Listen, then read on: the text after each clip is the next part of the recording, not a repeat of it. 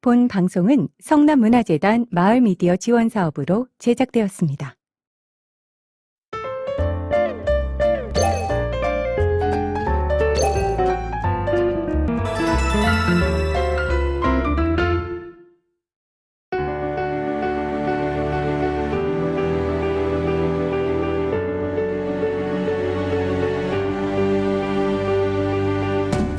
안녕하세요. 라울림 김희경입니다. 성남의 역사인물 이야기 동천 남상목 의병장의 이야기 이어가 볼 텐데요. 지난 방송에서 의병 활동을 하게 된 계기가 된 사건과 신무기 습득 과정을 들어봤죠. 오늘도 얘기 함께 나눌 두 분 모셨습니다. 안녕하세요. 안녕하세요. 권수진입니다. 네, 김소영입니다. 네, 오늘 남상목 의병장 우리가 성남의 역사 인물로 다루고 있는데요. 활약하신 지역이 왜 용인 안성 등지였을까요? 네, 처음에는 성남에서 활약을 했던 것 같은데 성남이 송파와 좀 가깝잖아요. 근데 송파에 일본 군들의 헌병대 본부가 있었대요. 그러니까 성남이 공격을 받기가 쉬웠던 거죠. 그래서 용인 쪽으로 이동을 했고 또 나중에는 산세가 더 험한 곳으로 옮겼는데 안성의 칠장사 근처입니다. 그래서 이곳이 의병들의 은신처로 더 적합했다고 하더라고요. 그래서 여기에 주둔하면서 많은 전과를 올리게 됐다고 합니다. 처음 의병으로 참전하신 것도 멀리 가셨었네요. 네, 군대 해산으로 전국적인 의병 운동이 전개되던 1907년 8월경부터 용인의 용천곡 일대에서 부대를 조직하였다고 합니다. 용천곡은 지금 배감면 용천동이라고 하고요. 지금 5일장이 열리고 있는 용인 배감시장에서 일진회 등의 친일파를 견제하는 항일 운동을 전개하였고요. 남상목 의병장의 활약을 알 수 있다고 했던 김재선 판결문의 김재선이 1907년 군대 강제 해산 때 군대에서 나온 사람이었기 때문에 군대 조직에 대한 지식을 갖고 있었을 것으로 보고 이분이 시위대 좌익장을 맡으면서 의병장의 작전 구상이라든지 이런 것을 도와주었을 것으로 보여집니다. 그렇게 경기 남부 지역을 근거로 의병 활동을 하게 된 거군요. 네, 조금 전에 말씀드렸던 그 김재선 판결문에 의하면요. 음성 전투에서 일본군에 패하고 죽산 칠정사에 이르렀다 이렇게 나오는데요. 이 무렵에 남상목 의병장은 휘하에 50여 명 정도를 인솔하고 있었대요. 그리고 무기도 있었는데 구식총 40자루, 신식총 10자루를 갖추고 있었다고 합니다. 남상목 의병장은 의병 30명 정도를 이끌고 안성, 죽산의 칠장사에 거처를 했다라고 나와 있어요. 네, 안성시 낙원동에 있는 안성 낙원 역사공원 옆에 안성 일동 주민센터가 옛 안성군청 자리라고 하는데요. 여기에서 남상목 의병장이 바로 이곳을 공격하신 거죠. 그래서 특히 반민족 단체인 일친회를 처단하기 위해서 용인 추계리에 있던 송병준 별장을 공격하였습니다. 송병준이요. 우리가 아는 그 정미칠적 그 매국노 맞죠? 네, 맞습니다. 지금은 철거돼서 없는데요. 민족의 고혈로 만들어졌던 송병준 별장, 당시 99칸이었대요. 규모가 어마어마한 거죠. 송병준은 추계리에 빼어난 경관을 잊지 못해서 이곳에 광주군 도청면에 큰 한옥을 헐어서 자신의 별장을 짓는 데 활용을 했고요. 본체만 말씀드렸듯이 99칸, 산 능선을 따라서 커다랗고 높은 담장을 쌓은 10만여 평의 별장이었다고 하는데 여기에 일진 회원 400여 명, 그리고 일본군 50여 명이 상주할 정도였으니까 정말 지금 생각해도 거대한 군사 요새가 아닐까 싶습니다. 이 대저택이 총독부 관료들과 친일 인사들의 회합 장소로도 쓰였고요. 만찬장으로도 활용했다고 합니다. 1907년 8월에 양지에서 용인의 의병 전투가 있었는데 그때 일본군이 아주 대패를 해서 송병준 별장으로 도주를 하게 되었고 거기에 순사를 배치하면서 의병 공격에 대비했다고 합니다. 친일 세력의 거점이 되어서 용인 의병들의 주요 공격지가 된 것이죠.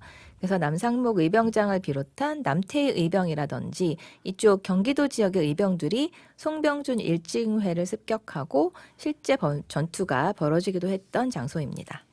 이 친일파의 거점을 계속 공격하고 의병들이 일본군들에게 승리하기도 하고 했다고 하니까 기분이 좋네요. 네, 저도 이 얘기 듣고 참 기분이 좋더라고요. 1화 1편에서 저희가 전해드렸던 통고문에도 김제선 판결문에도 있는데요. 의병 수백 명을 모아서 서울로 진군하는 도중에 안성, 죽산, 칠정사에 도달해서 왜적과 격전을 벌였다. 이런 내용이 있습니다. 그리고 여기서 칠정사라고 하는 건요. 지금의 안성시 죽산면에 있는 칠장사를 얘기하는데 예전엔 칠정사라고 불렀대요. 아까 말씀드렸듯이 험준하기 때문에 의병들의 은거지로 적합했다고 합니다. 남상목 의병 부대는 전봉규 그리고 민병찬 의병과 합세해서 안성을 공격을 했고요. 지금의 안성 낙원 역사공원 인근에 있던 안성경찰서 그리고 헌병 부대를 공격해서 무기를 탈취하는 것을 비롯해 많은 전과를 올렸습니다. 이후에 전봉규 휘하에 있는 100여 명의 의병들과 진을 합해서 안성에 주둔한 일본군과 전투에서 큰 승리를 거두게 됩니다. 그런데 이 무렵 정도부터 남상목 의병부대의 활동이 점점 어려워지게 되는데요. 안성 칠장사를 중심으로 활동한 전병규라든지 다른 부대원들과 합류를 해서 안성 시내 일본군 헌병 부대를 공격을 했는데 그 전투 이후에 전봉규 부대에서 남상목 의병장의 부대 무기까지 다 회수를 해서 갑니다. 그래서 남상목 의병 부대가 사실상 무장 해제가 되게 된 것이죠. 무장 해제요? 무슨 일이 있었는지 모르겠지만 전투가 굉장히 어려워졌겠는데요. 그랬을 것 같아요. 무장 해제가 된 다음에 남상목 의병부대에게 더 큰 시련이 오는데요. 일제 의병 진압 작전이었어요. 1907년 7월부터 10월까지 이쪽 지역이 격전지가 됐고요. 의병들이 많은 다양한 활동들을 하니까 일본에서 진압 전문 부대를 상륙을 시켰다고 합니다. 그래서 의병들을 적극적으로 탄압하는 그런 상황이 된 거죠. 그래서 1907년 10월 무렵에는 의병들이 모두 다 어려움에 처하게 되고요. 흩어지는 그런 상황까지 벌어집니다. 그래서 남상목 의병장은 운강 이강년 의병장의 참모관으로 종군을 하게 되고 조령을 탈환하는 전공을 세웠습니다. 하지만 여전히 신식 무기가 부족했고 결국 이 당시에 일본군의 초토화 작전으로 학살당한 의병의 숫자가 1907년부터 이듬해 5월까지 13,000명이나 된다고 해요. 결국 국내에서 활동이 어려워진 남상목 의병장은 만주에서 항일 운동을 하기로 결심하고 가족을 마지막으로 보러 느리제로 향하게 됩니다. 여기서 준비하신 마지막 이야기가 이어지는 거군요. 네. 먼저 라디오 드라마를 듣고 계속 얘기 나눠볼게요. 지난 1부에서 말씀을 드렸었죠. 이번 라디오 드라마는 AI로 제작이 되었다는 점을 미리 고지해 드립니다.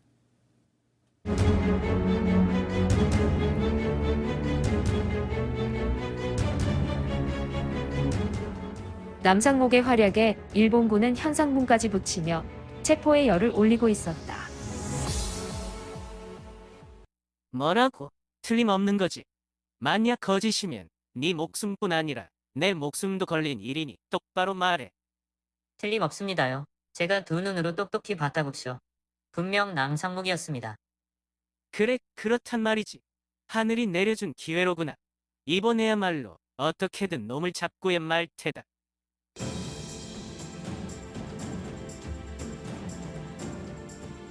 밀고자의 고발에 의해 남상목 의병장은 잠시 홀로 들른 고향집 방문길에 잠복해 있던 일본 헌병에 의해 체포되고 말았다. 너희들의 근거지가 어디지? 말해. 나는 아무것도 모른다. 언제까지 말 안 하고 배기는지 보자. 헛소리 하지 말고 어서 날 죽여라. 나는 기꺼이 조국을 위해 죽을 것이다. 계속되는 모진 고문에도 남상목 의병장은 한마디도 비밀을 발설하지 않았고 서대문 형무소에 수감된 지 한 달 만에 장파열로 죽음을 맞이했다.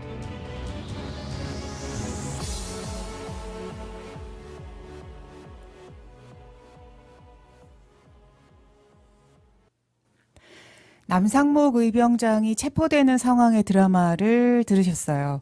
듣는 내내 전 막 화가 나던데 저만 그랬나요?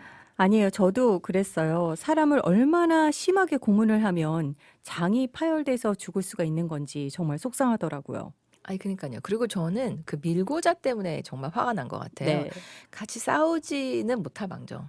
그냥 가만히 조용히 숨어 지내는 것도 아니고 어떻게 의병장을 밀고를 할 수가 있어요. 그 밀고자가 뭐 송병준의 아들이라는 이야기가 전해지기도 하고 어디에는 또 그 일본군의 앞잡이였던 배병천이었다는 이야기도 전해져서 확실하지는 않지만 결국은 같은 한국인이었다는 얘긴데 이게 정말 속상한 부분인 것 같아요. 네, 같은 민족끼리라서 더 억울한 것 같은데 더군다나 이 남상목 의병장은 제대로 된 재판 판결이 없었습니다. 그리고 그런 상태에서 수감이 된 거죠. 요즘 같으면 절대 있을 수가 없는 일인 것 같아요. 그리고 수감 한 달 만에 모진 고문과 악형에 몸이 견디다 못해서 장파열로 순국하다 보니까 판결문이 아예 없는 거죠. 그리고 후에 김재선이란 분의 판결문을 통해서 남상목 의병장의 활동 그리고 지위가 증명이 됐습니다. 네, 그렇습니다. 지금의 서대문 형무소 역사관이 그 당시에는 경성 감옥이라고 불렸고요. 남상국 의병장이 순국하신 때는 1908년 11월 4일로 선생의 나이 33살이었다고 합니다. 네, 너무 젊은 나이예요. 그리고 딱 이맘때였네요. 네. 남상목 의병 부대가 정미 7적의 한 명인 이 송병준을 제거하려다가 실패를 했었고 심지어 송병준의 아들이 밀고를 해서 남상목 의병장이 체포가 되었다는 이야기도 있는데 남상목 의병장 사후에 송병준의 거취가 저는 궁금하거든요. 네, 저도 너무 궁금하더라고요. 그래서 찾아봤는데 공식적으로는 이렇게 나와 있어요. 1925년 2월 1일 경성 자택에서 뇌일혈로 갑자기 사망했다. 이렇게 있는데요. 또 다른 기록을 보면 친일 실업 거두 한상용이 주최한 연회에 참석한 뒤에 갑자기 사망했다. 그런데 일설에 이 연회에서 누군가에게 독살됐다. 이런 설이 있다고 합니다. 개인적으로는 후자에 기록된 것이 사실이었으면 좋겠다라는 생각이 드는 것이 지금의 솔직한 심정인데요. 그래야 좀 속이 후련할 것 같습니다. 네, 송병준은 경술국치 때 청원서를 내고 창씨 개명 1호를 자청하면서 친일단체 일진회를 이끌었고 우리나라의 물자를 앞장서서 일본으로 반출한 대가를 받아서 떵떵거리면서 살았던 인물이잖아요. 그래서 사위복, 사위 구연수, 외손주에 이르기까지 경제적인 어려움 없이 너무너무 잘 살았죠. 그래서 끝이 좋았기를 바라는 분은 없을 것 같고 사실 친일파 척결의 문제 이런 거가 생각이 안 날 수가 없는 부분인 것 같습니다. 더군다나 이 나라를 되찾기 위해서 희생한 분들과 그 후손들이 사실 존중받고 잘 사셔야 하는데 오히려 그 가족분들은 이후로 더 곤궁하고 힘들게 지냈을 것 같거든요. 네, 남상목 의병장의 아드님이 어렸을 때 너무 어렵게 자랐다라는 이야기를 많이 하더라고요. 그리고 그 엄마, 그러니까 남상목 의병장의 부인은 동네 산에 가서 이렇게 식물 뜯어다가 서울에 팔았다 이런 얘기도 있죠. 네, 무릇이라는 거를 따다가 산을 넘어서 서울에 가서 말죽거리 시장에 가서 팔았다는 이야기가 있거든요. 근데 그 서울에 넘어가는 산이 험준했나 봐요. 그때는. 그래서 가다가 호랑이를 만나서 어려움을 겪으셨고, 근데 호랑이가 이렇게 의병장 부인의 그 기계에 기계에 눌려서 기계 도망갔다. 기세에 눌려서 도망갔다라고 하더라고요. 네, 그 기계에 눌려서 도망갔다라고 하는 부분은 저희 또 웹툰이 있었잖아요. 성남문화재단에서 독립운동가 100인의 웹툰 프로젝트를 진행한 적이 있는데 거기에 보면 이제 남상목 의병장의 이야기가 나와 있습니다. 그곳에 이제 에피소드로 소개가 되어 있는 장면인 거죠. 네, 맞습니다. 네, 남상목 의병장이 체포되었던 지역이 지금의 판교 느릿골이라고 하던데요. 이 느릿골은 어디쯤인가요? 느릿골 느린제라고 하는데요. 한양으로 가는 막바지 고개라서 지금 낙생고등학교 부근에 경부고속도로가 지나가는 그 고갯길이라고 합니다. 그래서 현재 지금 성남 항일 의병 기념탑이 있고요.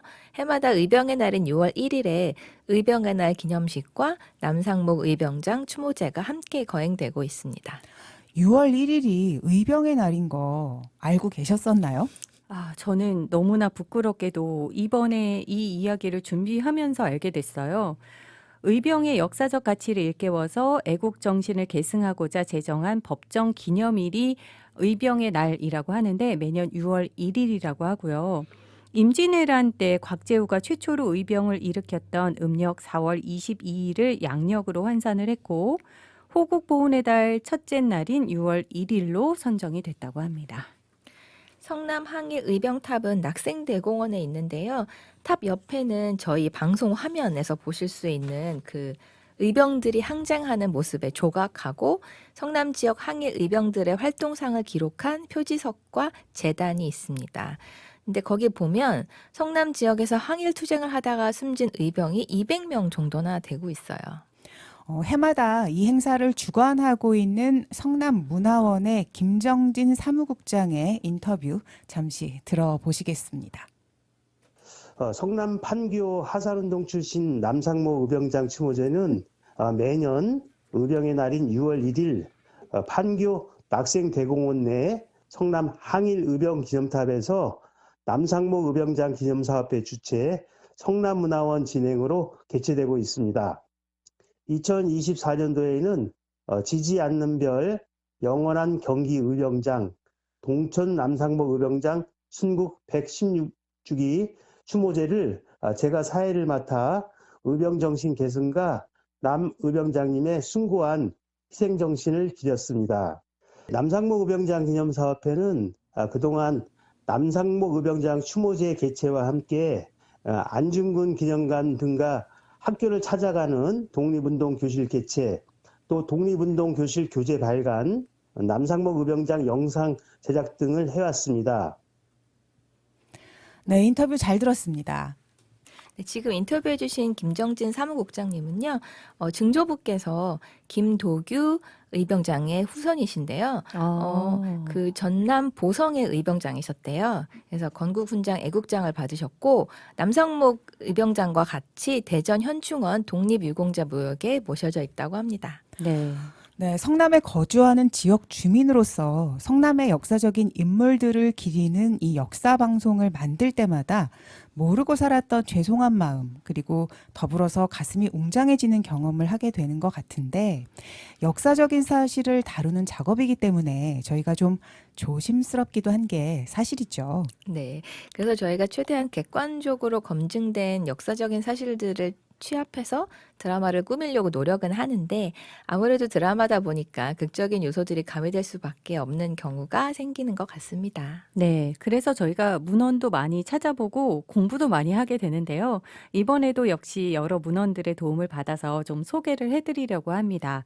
성남문화원에서 발행한 성남의 역사와 문화유산, 그리고 성남 인물지를 봤고요. 국가보훈처에서 발행한 대한민국 독립유공자 공훈록에서 많은 부분들을 확인을 하고 전해드렸습니다. 우리 라울님이 해마다 역사 방송을 만들고 있잖아요. 올해에도 이렇게 남상목 의병장의 이야기를 라디오 드라마로 준비한 이유가 분명히 있을 텐데요. 어떻게 보면 우리가 라디오를 하는 사람으로서 할 수 있는 일이라는 생각이 또 들기도 했고요.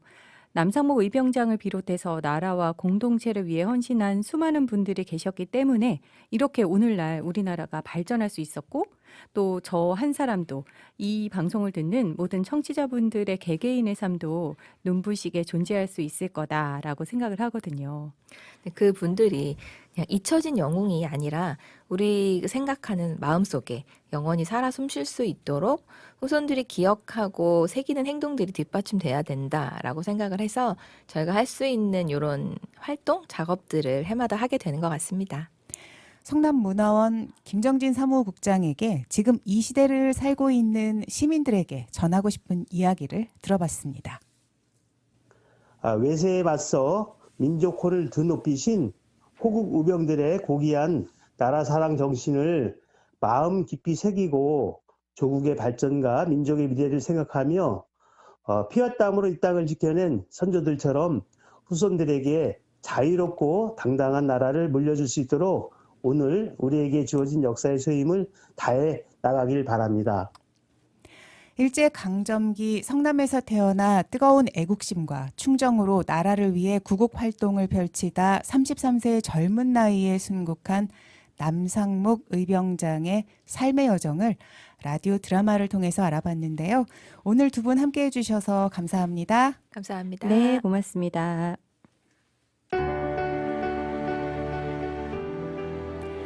(1907년) 영국의 종군 기자가 우리의 한 의병과 나누었던 대화로 성남 역사인물 이야기 마무리해볼까 합니다.